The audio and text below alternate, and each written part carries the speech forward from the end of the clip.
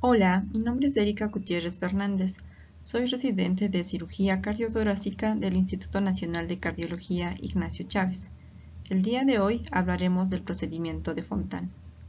Comenzamos con historia, donde el Dr. Fontan de Francia y el Dr. Boidet en el año 1968 operan 3 pacientes con atresia tricuspidia, donde se pretende que el atrio derecho asuma la función de bomba del ventrículo derecho.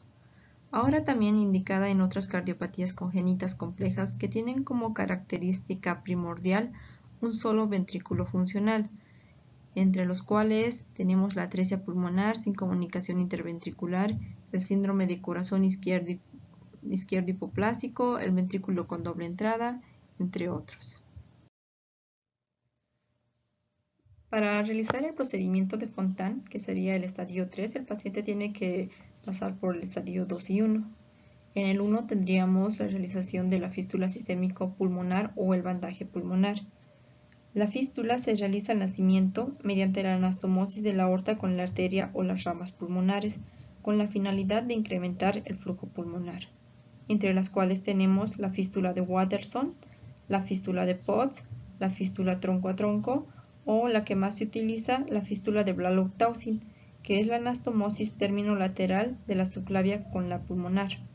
En el estadio 2 tenemos la conexión cabo pulmonar superior, que es la cirugía de Glenn. Esta se realiza entre los 2 y 6 meses de edad, con la anastomosis de la vena cava superior a la región proximal de la arteria pulmonar derecha. Ya posteriormente tenemos como tal el procedimiento de Fontan. El procedimiento de Fontan presenta variantes quirúrgicas. El principio quirúrgico de este es establecer la conexión del retorno venoso sistémico con las ramas de la arteria pulmonar y del ventrículo único funcional con la circulación sistémica, con el fin de disminuir el trabajo de dicho ventrículo, separar la sangre venosa pulmonar de la sistémica y con esto aliviar la hipoxemia.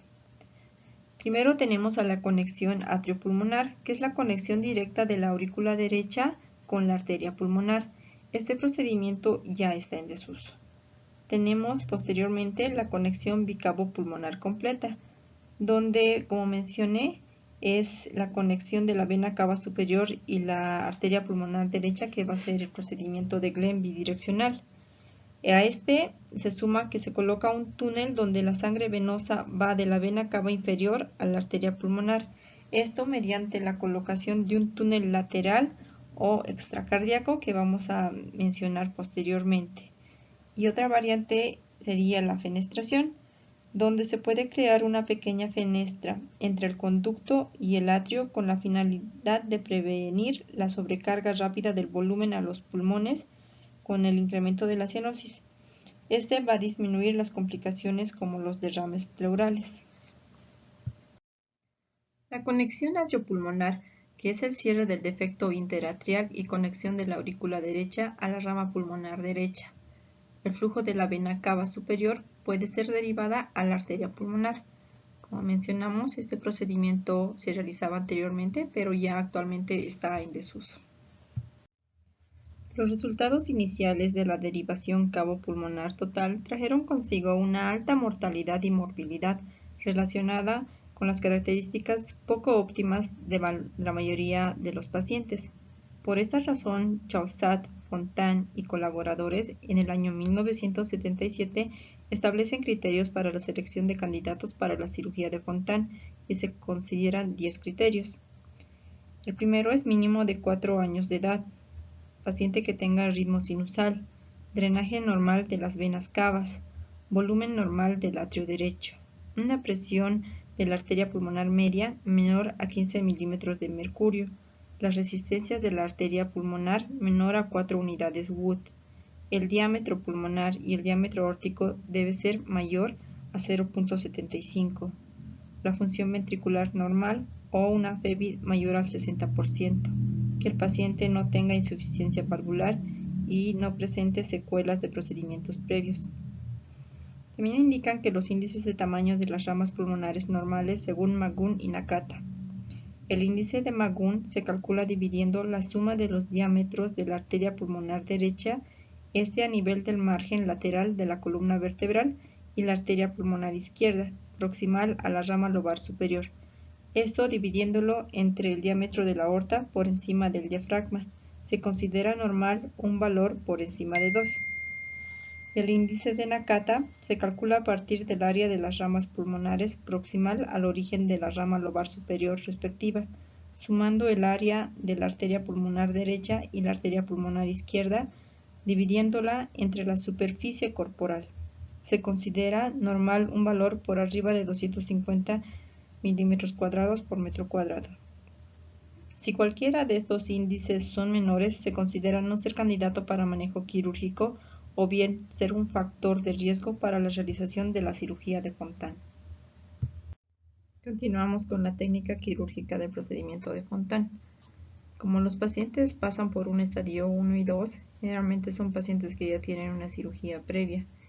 Como en este caso podemos ver, se realiza nuevamente mediante la incisión de una esternotomía media, ya que esta nos va a dar una gran exposición. Se procede a la apertura del pericardio, la marsupialización. El campo quirúrgico debemos identificar bien lo que es la vena cava superior, la arteria pulmonar derecha y la aurícula derecha. Se procede a la colocación de jaretas a nivel de la vena cava superior y a nivel de la orejuela de la aurícula derecha. Y ya se procede a lo que es la canulación de ambas estructuras. Esto ya se procede posteriormente al bypass cardiopulmonar, en este caso con una hipotermia leve. Se procede a la colocación de una pinza vascular por encima de la cánula venosa y también una pinza vascular a nivel por encima de la unión cabo-auricular. Se debe tener cuidado en este caso de la colocación de esta pinza en no dañar el nodo sinusal. Y la vena cava superior pues se divide inmediatamente arriba de la pinza, como se puede ver en la imagen.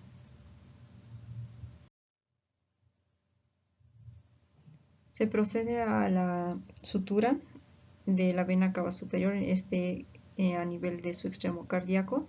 Se realiza con una sutura fina de prolene 6,0 con una sutura continua y posteriormente se saca lo que es la pinza vascular. A nivel de la arteria pulmonar se coloca una pinza vascular lateral para tener un campo exsangue. Se realiza una incisión de la arteria pulmonar derecha, en este caso desde el origen hasta la ramificación. Y posteriormente se realiza lo que es nuevamente la anastomosis, igual con una sutura fina de prolene 6,0, una sutura continua. Hasta esta parte ya tendríamos lo que es el procedimiento de Glenn bidireccional para ya proceder a lo que legalmente nos corresponde, lo que va a ser el procedimiento de Fontan. Ya como tal el procedimiento de Fontan, en este caso pues se debe realizar igual la apertura del esternón, la apertura del pericardio, la marsupialización. Ya posteriormente se procede a la colocación de jaretas a nivel de la aorta y también de la vena cava superior y la vena cava inferior, y además de la colocación de cintas. En este caso, posterior a la canulación, ya podemos ir a lo que es el bypass, donde se debe tener al paciente en una temperatura entre 28 a 30 grados centígrados. Ya posteriormente a la canulación se hace la apertura de la aurícula derecha y se extirpa el remanente del tabique interauricular, donde podemos verlo con las líneas punteadas, para crear una amplia abertura hacia la aurícula izquierda. Este pasaje va a conducir toda la sangre del seno coronariano hacia el lado izquierdo, en casos de atresia tricuspidia, o lleva el retorno venoso pulmonar a la válvula auriculoventricular derecha, en casos de atresia mitral o síndrome de corazón izquierdo hipoplásico. La vena cava superior se divide a nivel de la arteria pulmonar derecha, preparándolo a la construcción de la anastomosis para proporcionar el flujo bidireccional a la arteria pulmonar. Las líneas punteadas pues nos van a mostrar la línea de sutura para el tabique septal. El pasaje creado va a ser entre la vena cava inferior y la vena cava superior. Este debe ser liso, recto, cilíndrico y tan corto como sea posible. La partición septal se puede crear de la pared libre de la aurícula derecha o bien por una prótesis de parche o conducto que va a conectar ambas venas cavas en el interior del atrio.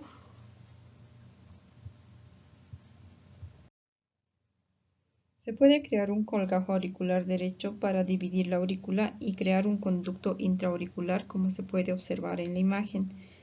Este va a conectar la vena cava inferior con la vena cava superior y se realiza una sutura, la cual va a ser continua y se realiza con polipropileno del 4-0. La misma se utiliza para conectar el colgajo auricular al piso de la aurícula derecha en el margen derecho del defecto del tabique interauricular. También se puede utilizar un segmento corto de politetrafluoroetileno para dividir el atrio y crear el conducto. En este caso, el parche tiene que ser de un tamaño apropiado y es formado a partir de un injerto tubular. Se va a utilizar un segmento corto de material protésico posible para unir las venas cavas. Este parche va a estar adherido a la aurícula, como se puede ver en la imagen. Se realiza la sutura con puntos continuos, igual con polipropileno del 4-0, que es otra alternativa para la formación del túnel. La línea de sutura se avanza con una aguja de doble sutura y pues en la parte media lateral queda un pequeño espacio en el punto medio.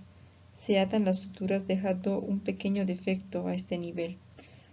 Se coloca un teflón internamente y un teflón externo a nivel del defecto residual y se lleva por fuera del atrio derecho, como se observa en la imagen. Se coloca un tubo de torniquete de Silastic sobre la sutura para permitir el cierre posterior del defecto a nivel de la aurícula. El torniquete debe ser lo suficientemente largo para que su extremo alcance la línea media abdominal superior. Los torniquetes y la sutura se dejan en esta posición para tener un fácil acceso en un momento posterior. Alternativamente, el residuo del defecto se puede cerrar más tarde con un catéter percutáneo o un dispositivo de cierre. La anastomosis en el extremo cardíaco de la vena cava superior y la arteria pulmonar se hace con una sutura continua del polipropileno del 5 o del 6-0. La sutura comienza con la arteria pulmonar derecha, como se puede observar en la imagen, tomando bocados más anchos a nivel de la arteria pulmonar que en la vena cava superior. Esto para compensar por la discrepancia en el diámetro de las dos estructuras. Por lo general, esta anastomosis se puede hacer sin parche. Sin embargo, a veces es necesario la colocación de un pequeño parche pericárdico a nivel medial.